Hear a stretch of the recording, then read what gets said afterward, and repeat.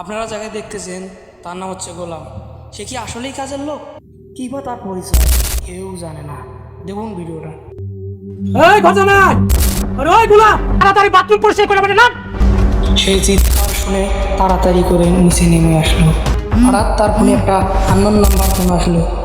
সে কি আসলেই কাজের লোক? এই বেটা নাম এই বেটা এদিকে যাস কই বেটা, বাজার তো এদিকে যা। আর এই যে মেয়েটা দেখতেছেন এই হলো কোটিপতি বাবার একমাত্র মেয়ে, অর্থাৎ গোলামের বউ। গোলাম কথা মতো বাজারে গেল খরচ করতে, কিন্তু বারবার আননোন নাম্বার থেকে ফোন। আসলে কে এই গোলাম কেউ জানে না।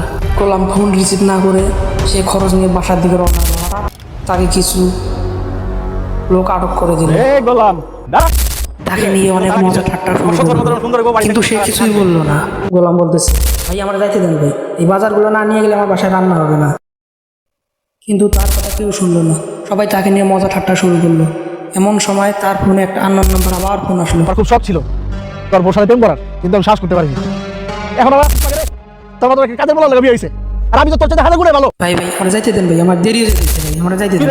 এত কারা কিসের? কিন্তু তার কথা কেউ শুনলো না। আবারও সেই মজা ঠাট্টা শুরু করলো তার সাথে। ভাই একদিনের জন্য ওর বউটাকে আপনি কিনে দেন, 500 টাকা তো তোর কাছে অনেক, নে তোর বউরে একদিনের জন্য বিক্রি কর। আবারও সেই আননোন নাম্বার থেকে ফোন। তোর বউ ফোন করছে নাকি? দে তোর বউর সাথে একটু প্রেমের আলাপ করি। গোলাম বলতেছে, ভাই ভাই ভাই আমার যা কিছু বলেন, কিন্তু ফোনটা ধরেন না প্লিজ ভাই, প্লিজ ফোনটা ধরেন না।